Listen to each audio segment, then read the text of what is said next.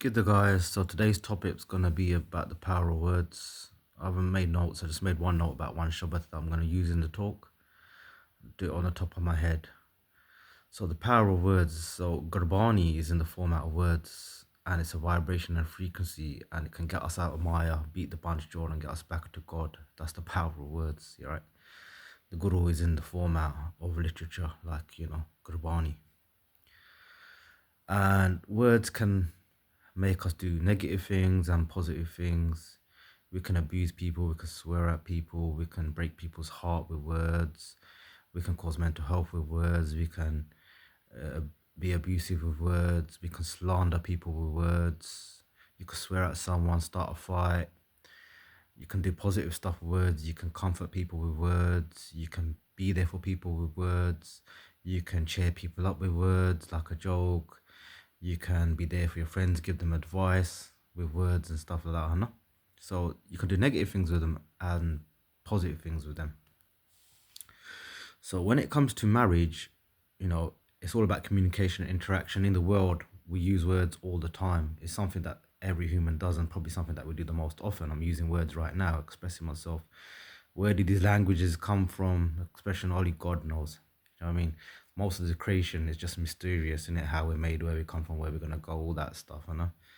Like there's deep stuff. It's a talk in itself.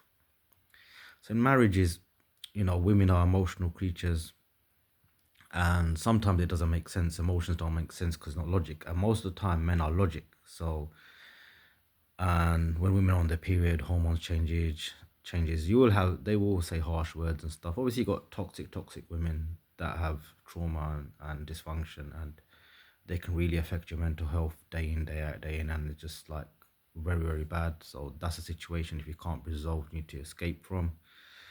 Or but even that can be redeemed with the right therapy. But women will always have an odd bad day or two here and there where they might say harsh things. Now, in the other situation with the toxic women, resentment builds up, this and that. You just gotta walk away. A man shouldn't get emotional, because this Barney quote, what I'm gonna say now, it kind of sums it. It's by Guru Arjan Dev Ji, Ang 999. 999.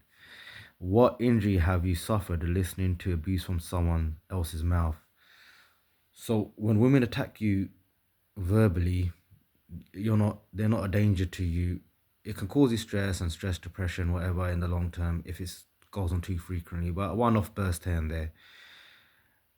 But if a man reacts emotionally and gets physical because they can't control their anger, or they're not using their logic, that hey, it might be perceived as a threat, it might be perceived as a punch to the belly or whatever, because words can have that power to make you feel like there's a threat or a punch. But use your logic, it ain't a threat.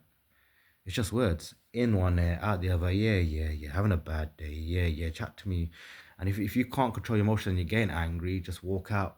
Then sort it out on the phone, or sort it out a day or two. Everyone calms down. Once you hit, yeah, that is it. Game over. The love of the woman starts going, and she feels in danger and not in a secure, safe place. And your relationship will deteriorate. And you know what I mean? And a lot of men make these mistakes. You know what I mean? A lot of men make these mistakes because it's, even if we're masculine, that's quite a feminine trait. Do you know what I mean? Not being able to control your emotions. And that's from trauma, or not being taught about proper masculine traits. Because there's toxic masculinity and toxic, feminine traits as well.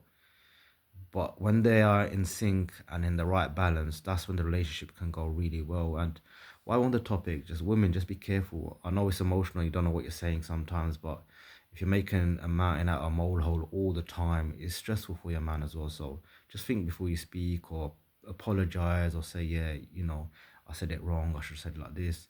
Communication is key to a successful marriage, to a successful workplace, to successful parenthood. We do our parent to our kids, or if they do something wrong, that's Punjabi way, like, you know what I mean? But that again, kids gonna feel insecure, and the banning smacking on the bum everywhere and that and stuff like that. But some people will have a different opinion, say no, a bit of hard discipline is needed, that's why the kids are out of control and stuff like that. But Guru Gobind Singh Ji knew when to use violence, You need to be a dangerous man and use violence. So a burglar comes into your house, you need to be able to kill him. You need to be able to defend your family, defend the Qawm, defend, righteousness, humanity when you need. You have to be dangerous out here, you know what I mean? But I'm sure Guru Gobind Singh Ji, you know what I mean? He wouldn't have slapped the Sahibzada there. He wouldn't have done it, got angry to his missus or whatever. I know, and obviously his missus will be perfect, and they probably had not even had a single argument, to be honest, because we are Manmukhs, they were Gurmukhs, so they're gonna be in the Samadhi, right? But they're another level, so maybe that's not a good comparison. But men need to learn how to control their emotions and maybe go on courses and stuff like that, because you will destroy your home eventually. And bro, the more broken homes we have, it's not good for our community at all. So on the streets, when someone, this is a catch-22 now, so obviously it's better, like if someone swears at you at the street or this and that, it's best to ignore it and not escalate the situation and get into beef. But in school or in prison or in your neighborhood, if you've seen the person day in, day out, or sometimes bullies, they test the person, they might swear, hey, what are you looking at, pussy, or whatever, innit? And if you just do that back, or you put your head down or you show timid, then they get encouraged. If you swear back, they might think, okay, this geezer's not scared. I'll leave him, I'll pick on someone a bit weaker, because most time bullies want to pick on a bit weaker.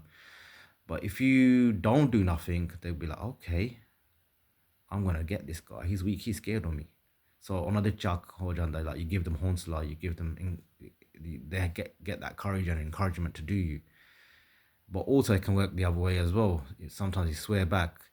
If they swear at you, and they might leave it and you might walk away. But if you swear back, they might get more angry and do something. So it's a bit of a catch-22. It's like the same. If you pack a knife, you can get done by the police and go to jail. If you don't pack a knife, you can get killed. So it's catch-22s everywhere, you know what I mean? You know what I mean? People that ain't married are thinking the grass is green on the other side. The ones that are married thinking, wish we were single again. When you're in school, you think, I can't wait to get older and drive. And when you're older, you feel, I want to go back to school. It was more fun. Less bills, less headache, less responsibility, stuff like that. What else can I say about words? Just we need to start thinking how harsh we speak to people. We need to speak pleasant, sweet words. Swearing is expression sometimes, and sometimes, like myself, I can only express myself with a swear. I don't think it's the end of the world. It's not ideal. It's not gurmukh, obviously. It's not gurmat. But it is what it is. When you're brought up in certain environments, you have that lingo for the rest of your life. But we just need to start speaking nicer, communicate better, whether you're co-parenting, with your mates. Obviously, communication via WhatsApp, text sometimes can be miscommunicated because you're not listening to the person's tone. And that's another thing, tone, the way you speak. Now I could say, you mans need to speak nicely to each other. You know what I mean? Move that pram. Where's that shopping? Put that shopping in the car. You know what I mean? Or I could speak, yeah, guys, how you doing? Yeah, we need to get better communication stuff in the bond. Bod, could you move that shopping, please? Love, could you just reverse the car into the drive, please? Thank you. Stuff like that. Do you know what I mean? So see the difference. Same thing. See the difference of communication. I hope this talk helps. I will do some more talks, but I'm going to wind the talks down. I think I've said and repeated my subjects now quite enough. I've got a few projects, a music project I'm working on, another project that we're working on. And then, I don't make money out of this. I just do it to help people from my mistakes. You know what I mean? Some of the stuff I've talked about in this talk, I've made these mistakes. You know what I mean? And I'm paying the price. Do you know what I'm saying? Yeah, God bless you, lot, people, and take care. Any questions, message me and stuff like that. We're here to help each other.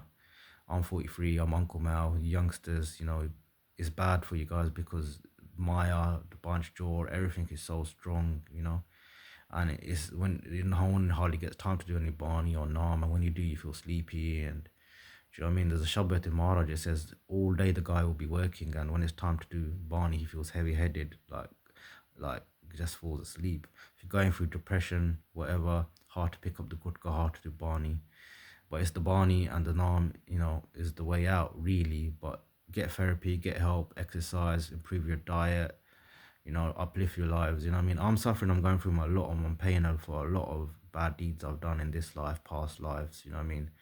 Amaraj is just, he's getting the payback, and, um, you know, but we don't know when our health's gonna go with anybody. We make the most of the life. Life is short. People are dropping dead.